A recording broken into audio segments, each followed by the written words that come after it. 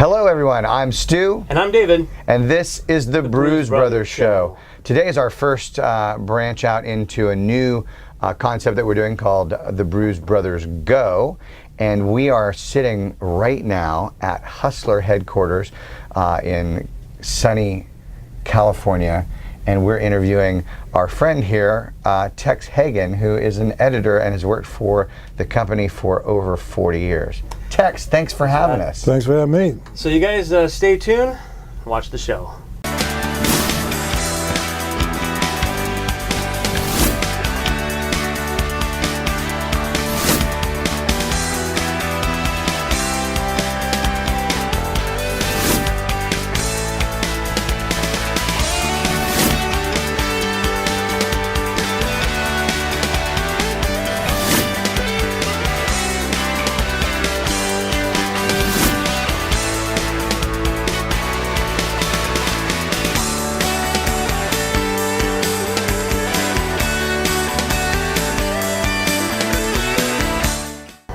Tex, thank you for having us today. Thank you for coming on by. We are at the Hustler headquarters on Wilshire Boulevard in Los Angeles, California.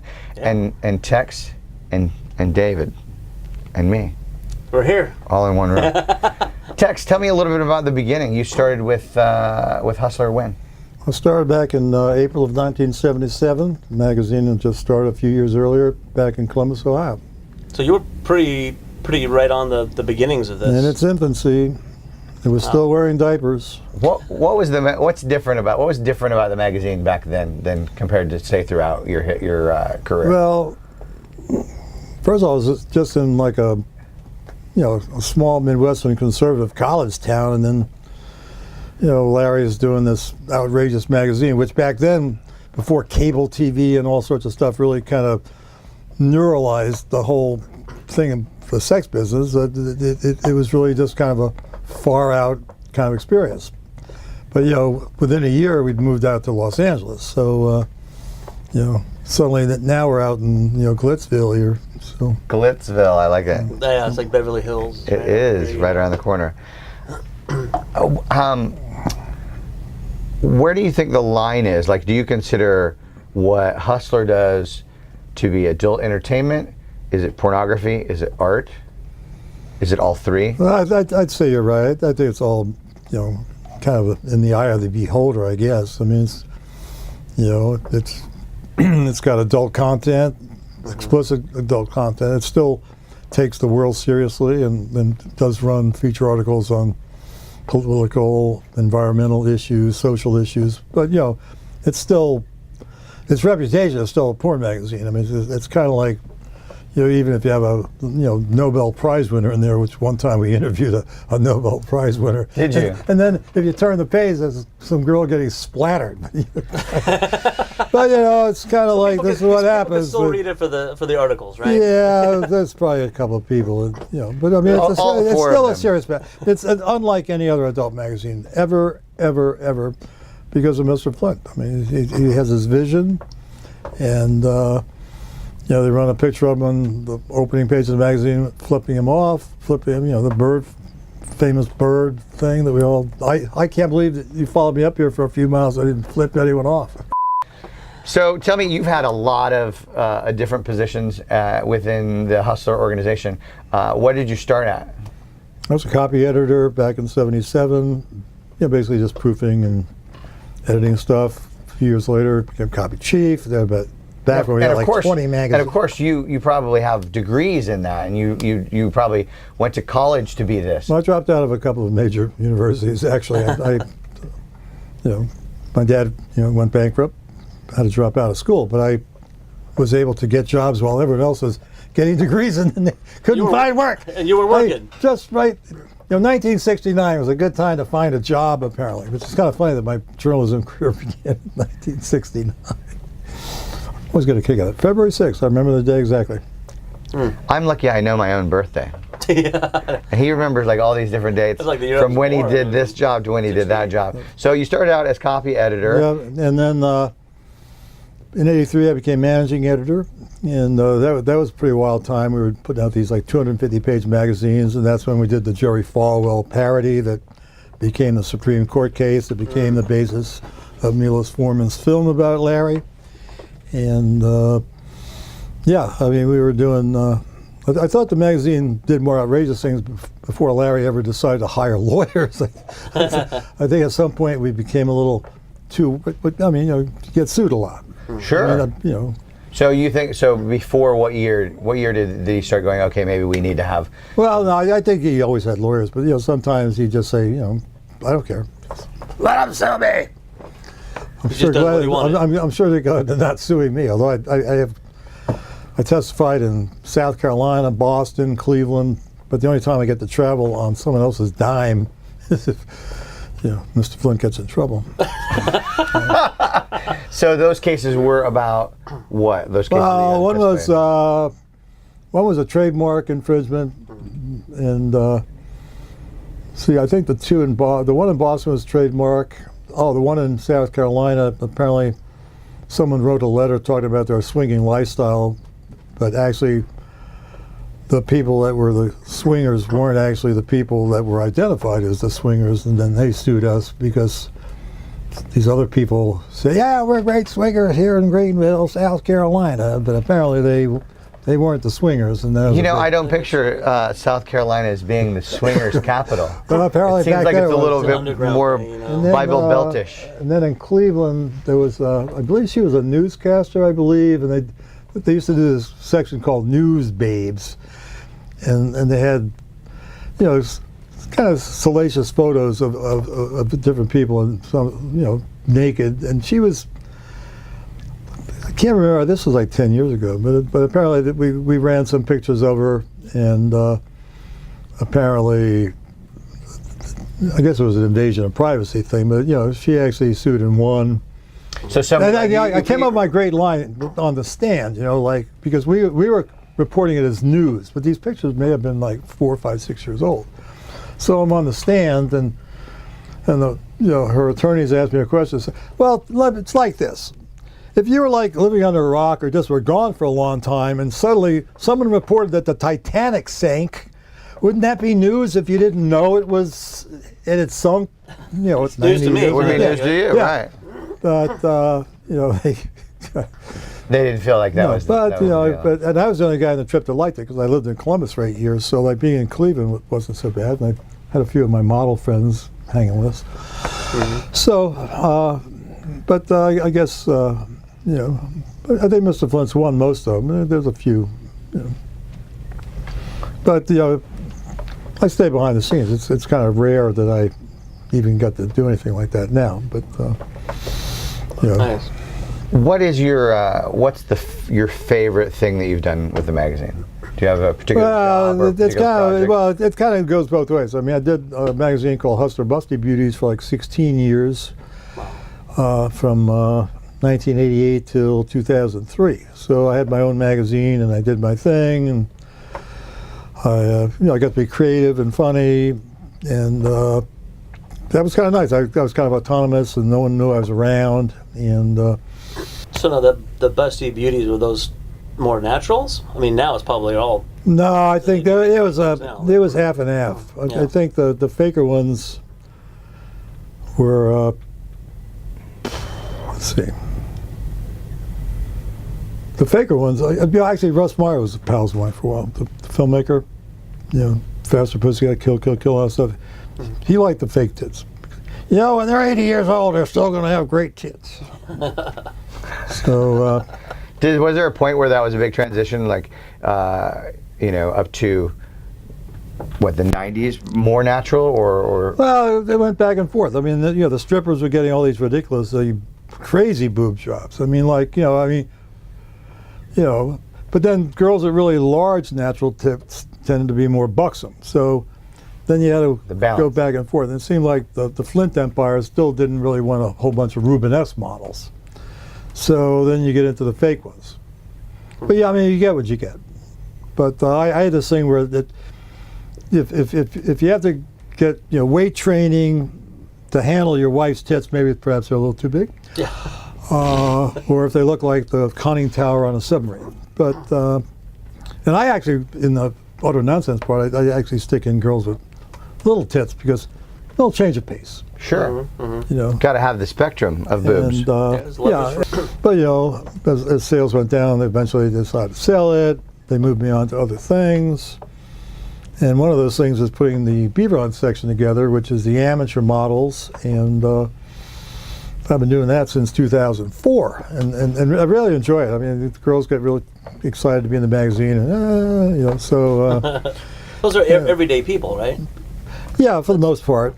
Yeah, I mean, sometimes, you know, strippers and, you know, I think lately it's been more strippers and hookers because people don't want to get fired. They're a little more conservative.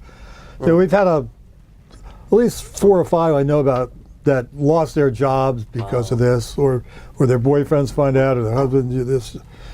You know, it's kind of like I never call them up first because one time I called someone up and, why do you want to talk to my wife? Well, She sent me her nude pictures. well, but I Just can't right. tell her that. So, I mean, I Right. can't tell this guy that because maybe he doesn't know. Right. But if you can't tell him why you're calling, that's already raising a black flag. So basically, I always tell them to call me first so I can find out if they live with their parents, but their parents know, like this one girl from a few weeks ago. Her mom knows. Great. Maybe mom will send pictures. So, you know, there's some, you know, some shaky ground there. A few of them changed their mind. We like to make sure that they want to be in the magazine and that. Because once it's there, it's Well, yeah, it's there forever. Printed, yeah. So you know, And now with the internet, it's you'll also find forever. out that they were smoking crack, and they sent these pictures in, and it's like, oh. So yeah, we're very careful. We're very careful, but we appreciate. You know, if girls want to do the magazine, I mean, they get $250 if we print the pictures, which is not a load of money, but hey, they get paid a few bucks. yeah. And exposure, if that's a career that you're looking for. Well, yeah, the Real web exposure. model. I mean, Actual the web exposure. models. You The are web models exposed. are big now, and you know, we tell them we'll run your URLs, whatever. You know, you kind of build up your following. You know, it's like you're getting a little ad. But we'll pay you $250 to put your ad in our magazine. So well, it's kind of interesting. I mean, you know.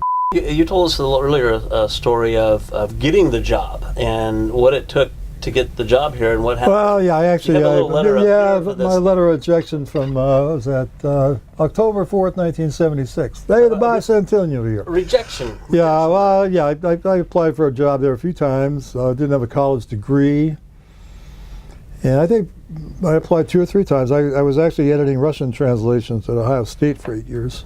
That's how I ended up in Ohio.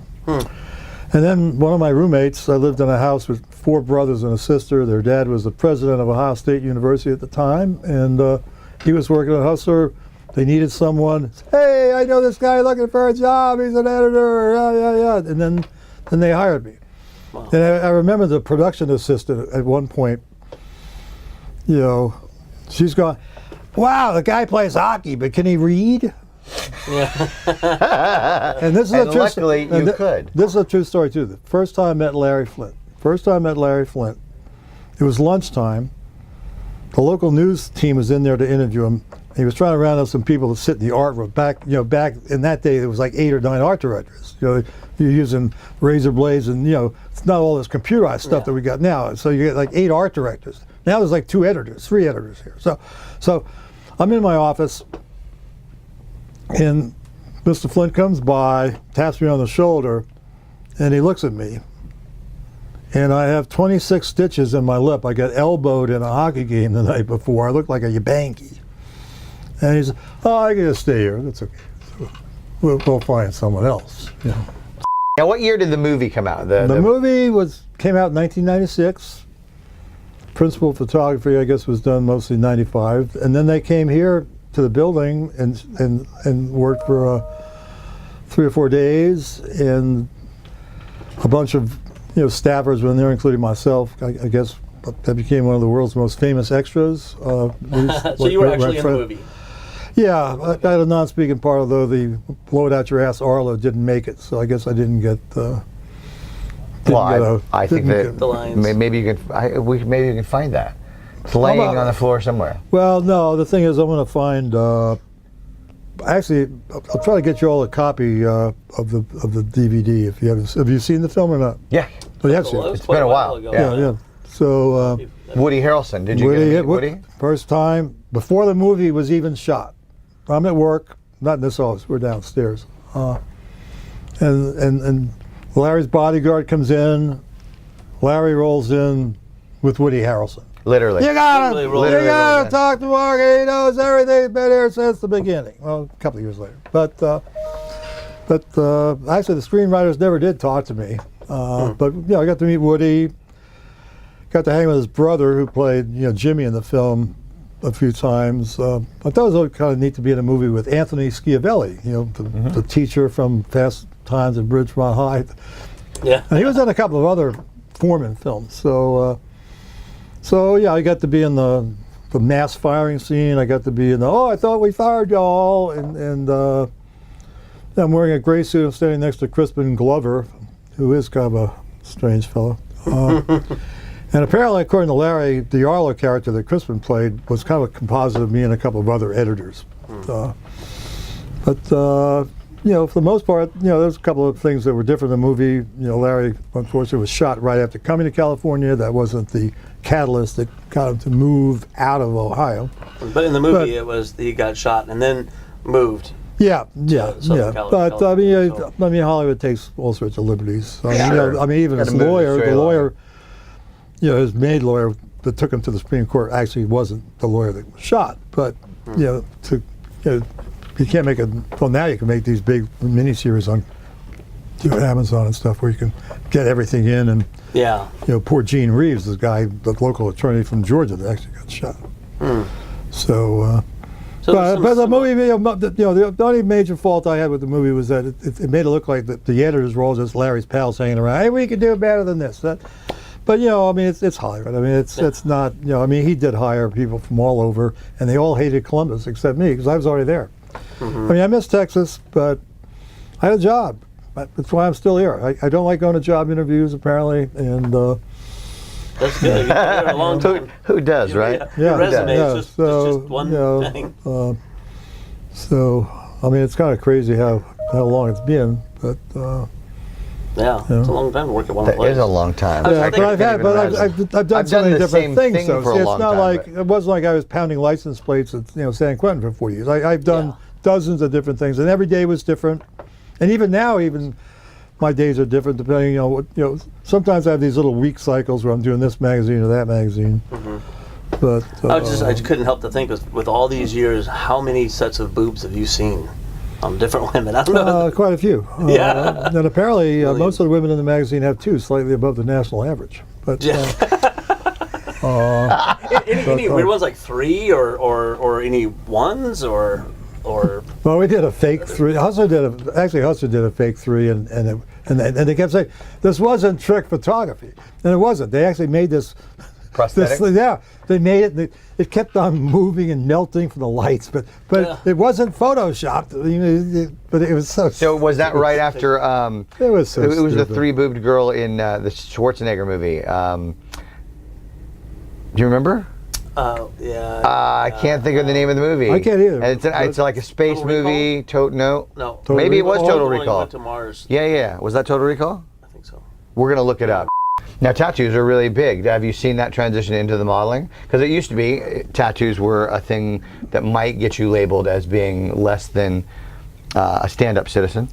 Right? Well, that Hardcore. and a shaved vagina. See, the thing is that now girls that work at Kresge's are getting boob jobs and getting tattoos. 20, 30 years ago, they were like freaks or the wrong side. Yeah, of it's the a whole track, different thing, and now it's very fashionable. We do have the feature like models, tattoos the feature on women? models.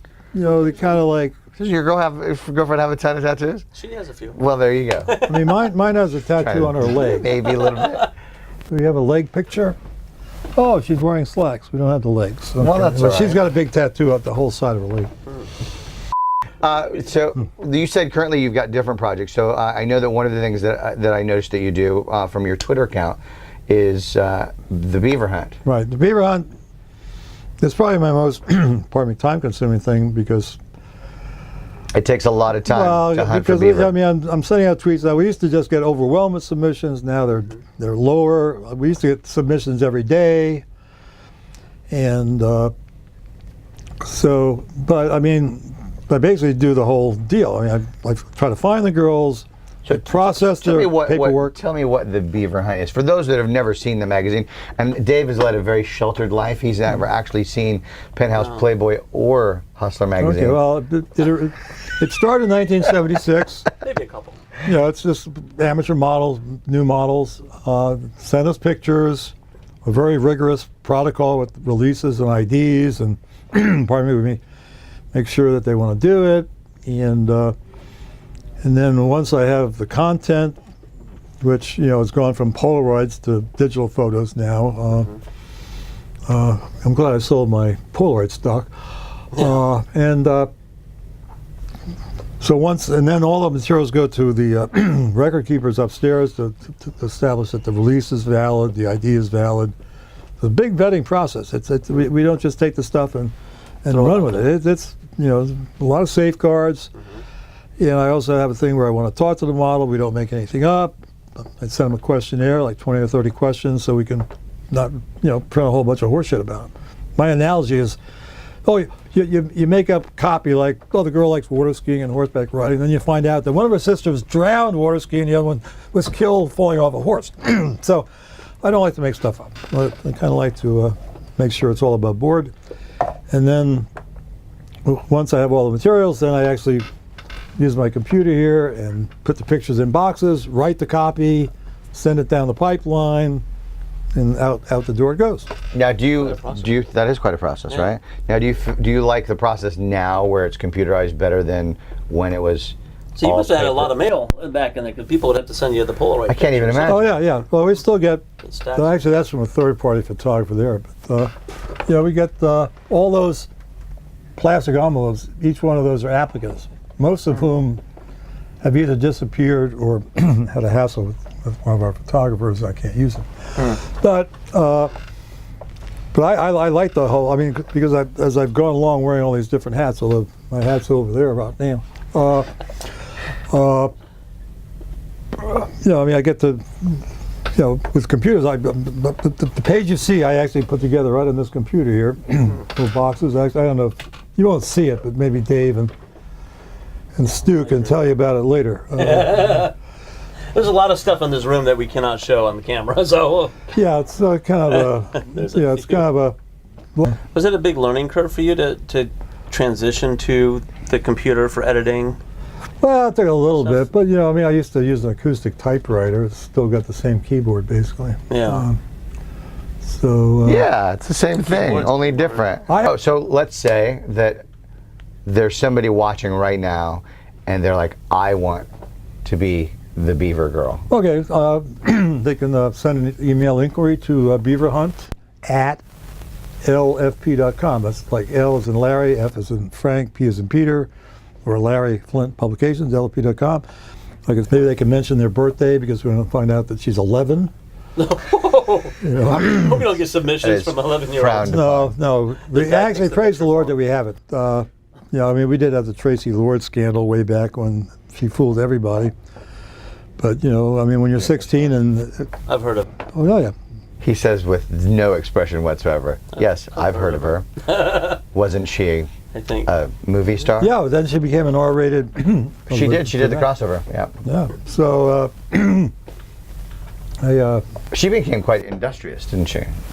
Did she start her own? Well, no, I think you're thinking of Jenna Jameson, who actually became a millionaire. Jenna Jameson did. I thought Tracy Lords did as well, but I know she did make that crossover. But I guess getting Cinemax residuals could really improve your lifestyle. That might. But I did get to met her. Met a few people over the years playing poker with. Terry Southern, who wrote the book Candy, and. Dennis Hopper played poker with us at Larry's. They gave him a ride to his hotel a few times. And it was interesting because he was on the wagon then, and I was still drinking. And little did I know that I get a drunk driving arrest on July 19th, 1990, and haven't had one since. Had some duels. That was the turning. I think I drank some wine off one of my girlfriend's boobies one time. Does that count?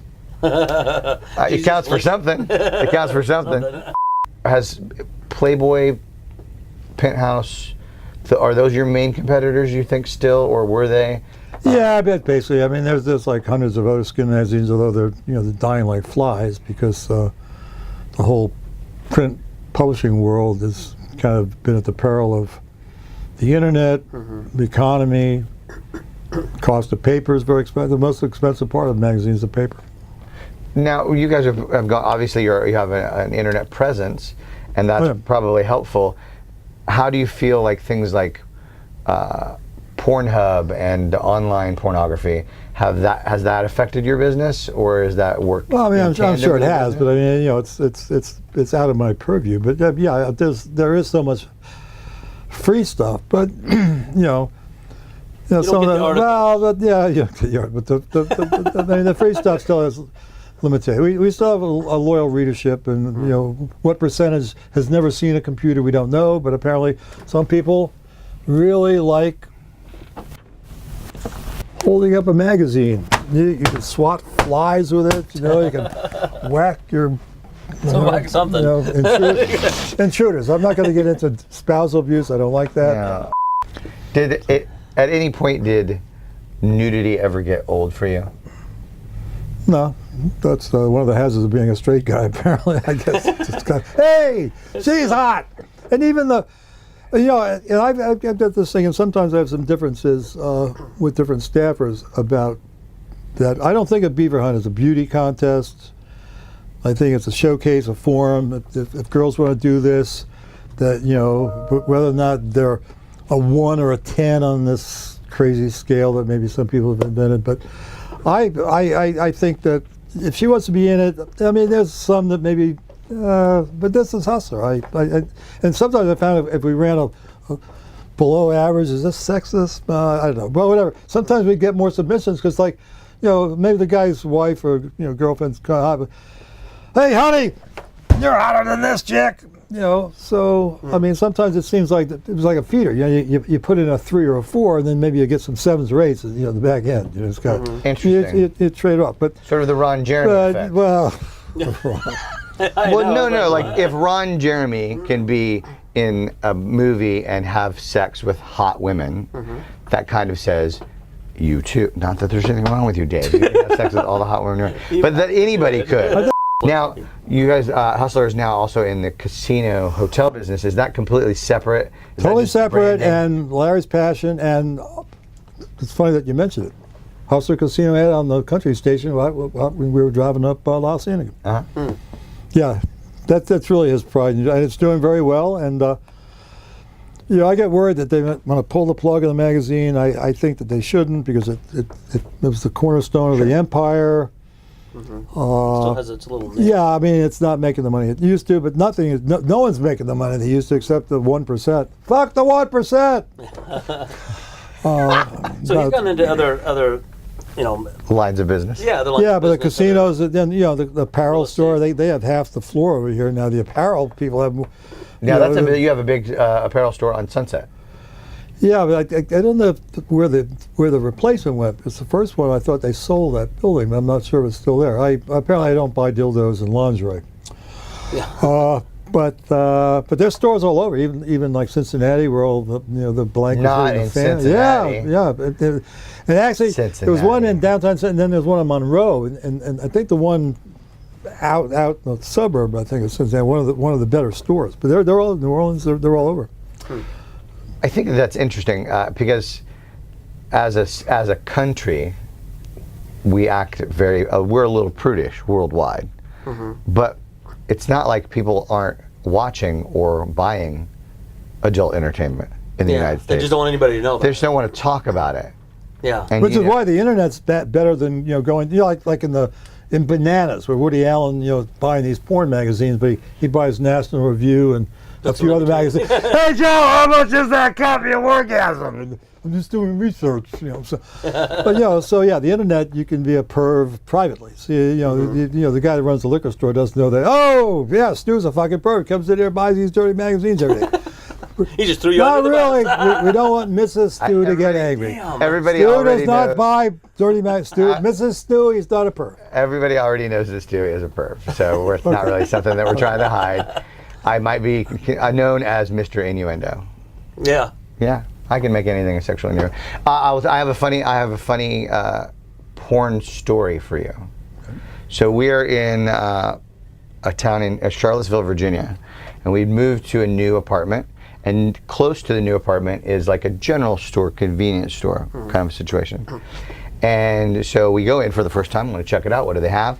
And we notice that there is a large display of porn magazines, which is not a common thing anymore. This is probably 2004 or 5, maybe a little bit later. And of course we look at it. There's a little chuckle because who buys porn at a convenience store anymore? And the Indian gentleman behind the desk comes all the way out from behind the counter, and he says he just wanted to let us know that they were getting fresh porn the next day. Oh, because you don't want to steal porn. Fresh porn. Corn? Porn. Fresh porn. Oh. Fresh porn. I was like, I was not aware that there was a difference between day-old porn and stale. and just freshly delivered. I'm moving to a new career in pornography. Does Hustler have the equivalent of Playboy Mansion? Or did they ever? Well, back in Columbus, Larry's mansion was kind of a. I think I never, I was still an underling then, but I think maybe the movie depicting the bicentennial party for the 70s. I think that Larry and Althea were having a pretty good time out there. I think it was right near the Bexley School for Girls. It was kind of interesting that this girls, because it was in a really Tony part of Columbus, Bexley, where the rich people lived, where I didn't live. I lived up by Ohio State. But, then, Larry lived in Bel Air for quite a while, like it's depicted in the movie. And they actually, somehow the owners, I guess, let them shoot up there because, he wasn't living there. But apparently that house where they did some of the scene really was his house in Bel Air. Now he lives up on the Hollywood Hills, and a little smaller digs, but him and Liz are doing okay. And he comes in almost, maybe not every day, but almost every day if they're not traveling. I mean, he does a lot of book tours, and he travels around a lot, college speaking thing. He spoke at Cambridge. Wow. I got to talk on the Brews Brothers show, which is much better than Cambridge. Do you have any of the girls that were submissions for the Beaver Hunt that went on to be big stage? Famous. Well, before I did Beaver Hunt, Aria Giovanni became an adult star. I think she was a Beaver in 2000. But and Robert Blake's wife, the lady that got murdered. The actor? Yeah, the lady that got murdered by the restaurant. She was a Beaver back in the 70s, I think. Can't remember her name. But mostly, they're behind the scenes people, and that was their fame. But a few. Because Vicky Vett became a porn star. I mean, a few. No one's become the first lady or a CEO of a Fortune 500 company, from what I gather. Which would be kind of find out that the president of IBM was a Beaver back in 2000. Well, it would be interesting to see if any of the Hustler models, the regular models, what they've gone on to do, if any of them have been industrious. And I think so many of them like their anonymity. Right? That'd be neat. Some of them, I mean, I'm sure some that there's letters some they wanted to know successors. what they look like now. And maybe it's like these young, sexy movie stars that die when they're 20 will always be 20. Right. I mean, were people really going to accept Marilyn Monroe as a 93-year-old with a walker? I mean, so she might have been a lot like Betty White, because Betty White was hot in her day. Yeah. I think she's still hot. Yeah, so she's. I love Betty White. And I've been accused of being a cradle robber. So Betty White is going to be my token. Old lady. That old guy. It's like. We'll have another interview if you can arrange that. What do you feel is next for you and Hustler? Well, Larry thought maybe the magazine paper edition was going to go bye-bye, and that's when I became an independent contractor. But it's been 3 years now, and I think that they're still trying to make a bigger online presence, like hustlermagazine.com. is and they have other websites, but there's so many different things going on. But I think that I think he still, even if it loses money, I liken it to like your parents. Dad ain't working no more. Can't work. You're just going to ship them to the old age home because you're now living in got a big 6-figure job, and screw you, don't need you anymore. Just use it as a tax write-off. Don't lay off the 5 people that are left here. Well, I think that is nice, and there's something said. I think there's something also nostalgic for some people about certain publications like this, or even like you said, books. A lot of people want to have a physical book. Well, I'm the same way. I mean, Vinyl's making a huge comeback right now. Yeah. Can I promote computers? I've had 2 cataract operations and I have glaucoma. So maybe perhaps paper product is the way to go. Well, it is different wear and tear on the eyes. Yeah. And there's a different part of your brain you use when you read something off of, say, an iPad or a phone or a computer than you use when you read a book. I did not know that till just recently.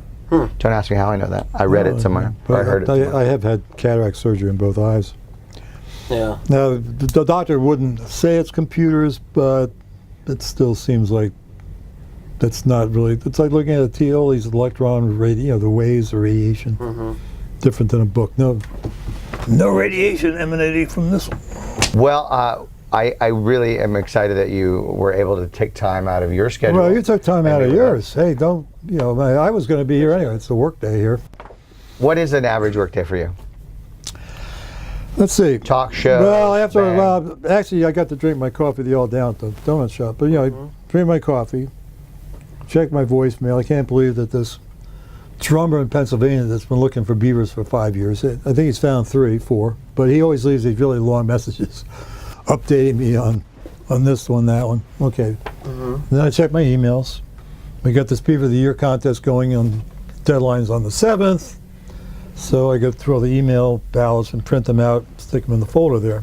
Do my other emails. Then, depending on deadlines, right now I'm doing the Hustler Humor magazine. I'll be doing that for this week. I put together the Hustler Fantasies magazine every month. That's a bunch of letters. And then I do the monthly, the Beaver Hunt section. That'll be due near the end of the month. And I edit the political columns by Brad Friedman, Robert Shear, former LA Times reporter. You still keep and I do the joke page. Well, but like I said, every day. Do you leave anything for anyone else? It sounds like you're doing the whole thing. No, also I jokingly do 11 pages. It's a lot of pages. Yeah. And you're a subcontractor then. You don't work specifically for Hustler, but you're contractor. Well, yeah. I mean, I put invoices out. I used to do a lot of overtime that I wasn't paid for, so I did these fake invoices over here. My gal pal from Dallas there, flipping everyone off. But I think back when Larry thought the magazine was going to fold, or that I was too old, or that I had $1 million in the bank, which I didn't. But